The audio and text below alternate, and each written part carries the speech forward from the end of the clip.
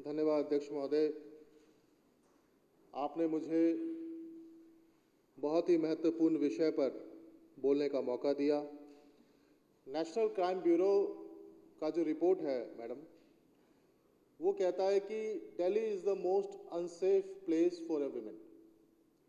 और ये बहुत ही शर्म की बात है कि दिल्ली देश की राजधानी है और एनसीआरबी की रिपोर्ट कहती है कि दिल्ली जो है वो महिलाओं के लिए सबसे ज़्यादा अनसेफ है। जिस दिल्ली में प्रधानमंत्री रहते हैं, गृह मंत्री रहते हैं, लेफ्टिनेंट गवर्नर रहते हैं, इतनी बड़ी दिल्ली पुलिस है, इतनी सारी फोर्सेस है, उसके बाद भी, और ये कोई एक साल का रिपोर्ट नहीं है, ये जो है सो साल दर साल का रिपोर्ट है। अगर उठा के देखेंगे तो उसमें कुछ बदल नहीं रहा है, वो स्थिति और वर्स्ट का वर्स्ट होते जा रही है। क्यों? क्योंकि दिल्ली जो है वो घटिया राजनीति का शिकार हो गया है। कुछ दिनों पहले भी मैंने कहा था, इस सदन में कहा था, जैसे ठंडा मतलब कोको कोला होता है, ऐसे गंदी राजनीति मतलब भारतीय जनता पार्टी होती है। वो कैसे होती है? आपको मैं, जब हमारी सरकार बनी दिल्ली के अंदर में, माननीय मुख्यमंत्री जी की सरकार बनी, केजरीवाल जी की सरकार बनी, तो उस वक्त महिला सुरक्षा एक बहुत बड़ा मुद्दा था और माननीय मुख्यमंत्री जी ने 3 लेयर सिक्योरिटी की एक तरह से एश्योरेंस दिया था दिल्ली की जनता को कि अगर बसें होगी, बस यानी कि पब्लिक ट्रांसपोर्ट, जहां पर महिलाएं सबसे उस समय में थोड़ी कतराती थी क्योंकि वो अनसेफ फील करती थी, तो उनको ये एश्योरेंस दिया गया, उनको एक सेफ फील कराया गया, उनको एक सेंस ऑफ सिक्योरिटी दी गई कि आपको हम 3 लेयर सिक्योरिटी प्रोवाइड करेंगे, whether it is a panic button, CCTV camera and बस मार्शल। उसका नतीजा क्या हुआ सोचिए।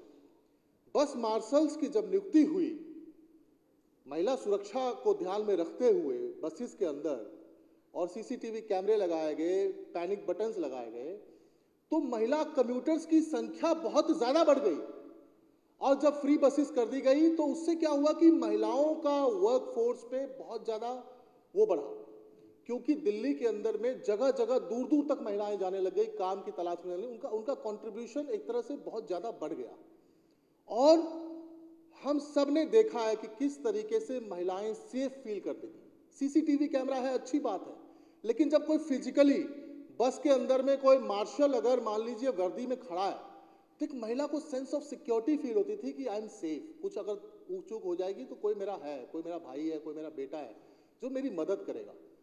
तो इतना अच्छा वो था। इन्होंने क्या किया, टेक्निकल बातें मदन लाल जी ने बहुत बताई कि किस साल में क्या हुआ, नहीं हुआ, फाइलें कैसे चली। मैं थोड़ा सा इसका वो बताना आपको चाहता हूं कि 2015 से लेकर के 2022 तक 7 साल तक सब कुछ लीगल था। इनको तनख्वाह भी मिल रही थी, ये ड्यूटी भी कर रहे थे, सब लोग जो है सो ड्यूटी पे जा भी रहे थे, सब कुछ अच्छा चल रहा था। और 2022 में सब कुछ इलीगल हो गया। सरकार का काम होता है, कोई अगर पेच है, कोई लीगल पेच है, कोई टेक्निकल पेच है, तो उसका समाधान निकाले। कोई ऐसी समस्या नहीं है जिसका समाधान सरकार के पास ना हो, हर समस्या का समाधान है। हो क्यों नहीं पा रहा है? क्योंकि जानबूझ करके ये 10,000 से ज्यादा जो लड़के लड़कियां हैं सब गरीब परिवार से आते हैं, प्रवासी लोग हैं, कच्ची कॉलोनी में रहते हैं, झुग्गी बस्ती में रहते हैं, लेकिन अपना ईमानदारी से काम करके अपना परिवार को पालते हैं, ईमानदारी से करते हैं। इन सबका रोजगार छीनने का काम भारतीय जनता पार्टी के लेफ्टिनेंट गवर्नर ने किया, गंदी राजनीति के तहत किया। और ऊपर से इनको भड़काते हैं, इनको हमारी सरकार के खिलाफ भड़काते हैं, हमारे नेता के खिलाफ भड़काते हैं। अभी 4 महीने से जब इनको ड्यूटी करना चाहिए, अपना परिवार पालना चाहिए, मैं एक परिवार को जानता हूं, किरारी के कम से कम 500 से ज्यादा, मेरे खुद के क्षेत्र के 500 से ज्यादा लड़के लड़कियां सिविल डिफेंस के माध्यम से उनको रोजगार मिला। वो बच्चे हैं क्या? कोई जो है सो अपने परिवार को चलाता है, कोई जो है सो किसी के माता पिता नहीं है, अपने परिवार पे एक अकेला व्यक्ति जो है पूरे परिवार को चला रहा था। इन सारे गरीब बच्चों के साथ में अन्याय करने का काम किया इन्होंने, सबका रोजगार छीन लिया, ये नियम वो नियम। अरे मंत्री जी ने कह दिया कि भैया अगर कैबिनेट में ही लाना है तो कैबिनेट में ले आओ, पास हो जाएगा।